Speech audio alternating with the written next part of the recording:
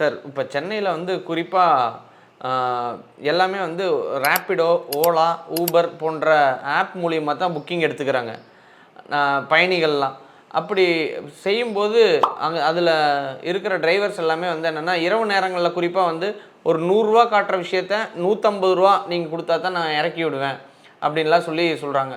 இப்போ வந்து நம்ம இதை குற்றமாக வந்து அந்த ஆப் மேலே பதிவு செய்ய முடியுமா, இல்லை அந்த டிரைவர் மேலே பதிவு செய்ய முடியுமா சார்? நீங்கள் வந்து முதல்ல ஆப் எக்ஸ்ட்ரா வந்து கேட்டாங்கன்னா, அது நிர்ணயித்த தொகையை விட முதல்ல ஒரு நிர்ணயம் வரும். இதில் இங்கேருந்து இங்கே போகிறதுக்கு வந்து ஒரு ரூ. 150 வருது அப்படின்னு சொல்லிட்டு அதில் ஃபிக்ஸட்னு இருக்கும். அதில் தான் நீங்கள் வந்து பண்ணணும். அதை விட்டுட்டு நீங்கள் வந்து ரூ. 150லேருந்து ரூ.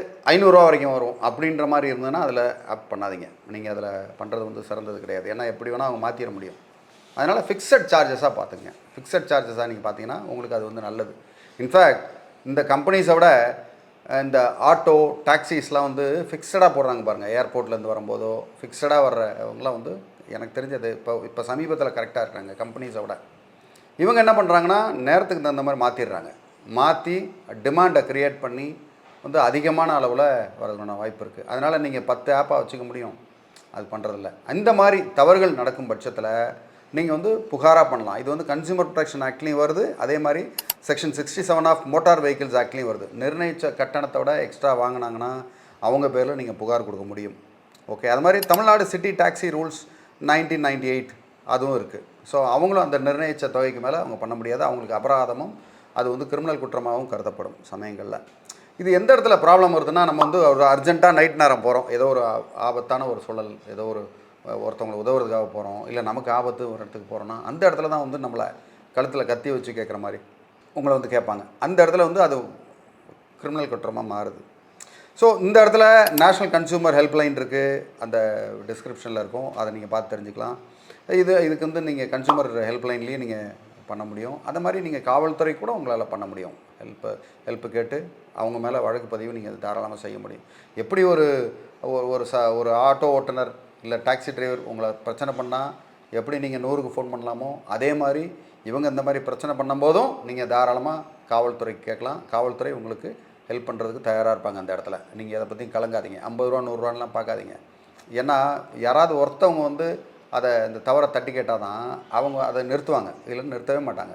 இந்த மாதிரி பல விஷயங்கள் இருக்குது சார். இப்போ இன்னொரு விஷயம் என்ன அப்படின்னா, நிறைய பேர் வந்து டிரைவர் வந்து அந்த ட்ரிப்பு முடித்தோன்னே எங்களுக்கு கூகுள் பேயில் பண்ணிடுங்க, எங்களோட நம்பருக்கு பண்ணிடுங்கன்னுலாம் சொல்கிறாங்க இந்த ஆப்பில் இருந்து வர்றவங்க.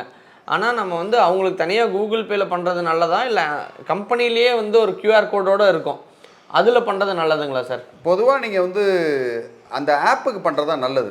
ஆப்புக்கு நீங்கள் பண்ணிங்கன்னா ஆப்பை நீங்கள் துணைக்கு அழைச்சிக்கலாம். அப்படி இல்லைனா ஆப்புக்கு எதிராகவே நீங்கள் செய்ய முடியும்.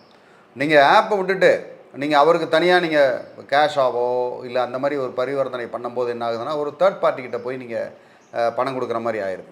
அதனால் அதை நீங்கள் செய்யக்கூடாது. அதனால் ஆப்பில் தான் டேரெக்டாக என்னை பொறுத்த வரைக்கும் நான் என்ன சொல்லுவேன்னா, நீங்கள் வந்து உங்களுடைய பேங்க் அக்கௌண்ட்டு அதோடைய கனெக்ட் பண்ணி வச்சுக்கணும். இவ்வளோ வந்தால் நம்ம இவ்வளோ கொடுக்கணும். நீங்கள் வந்து அந்த பட்டனை அமுக்குனா தான் பணம் போகிற மாதிரி நீங்கள் பண்ணிடணும்.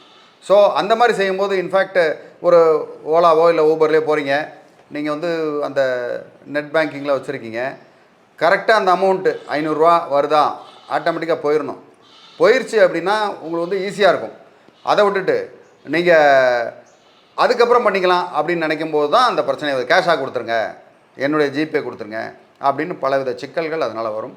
அதனால் இதை பொறுத்த வரைக்கும் கொஞ்சம் கேர்ஃபுல்லாக தான் இருக்குது. ஏன்னா சிறுதுளி பெருவெள்ளம். நீங்கள் வந்து கொஞ்சம் கொஞ்சமாக பார்த்தீங்கன்னா ஒரு 50 லட்சம் பேர் போகிறாங்க அப்படின்னா 50 பேர் 50 ரூபா 100 ரூபா அப்படின்னு வரும்போது அந்த இடத்துல நமக்கு ஒரு பிரச்சனையாயிரும். ஸோ இப்போ இந்த மாதிரி 50 எடுக்கும்போது பார்த்திங்கன்னா அது பல கோடி மோசடியாக போய் அது முடியும். அதனால் நீங்கள் 50 100 போகுதுன்னு விடாதீங்க. கண்டிப்பாக அதை நீங்கள் தட்டி கேளுங்க. உங்களுக்கு அதில் வேறு ஏதாவது சந்தேகம் இருந்தால் தாராளமாக எங்களை மாதிரி அட்வொகேட்ஸுக்கு நீங்கள் வாட்ஸ்அப்பில் பிங் பண்ணுங்கள். உங்களுக்கு ஹெல்ப் பண்ணுறது தயாராக இருக்கும்.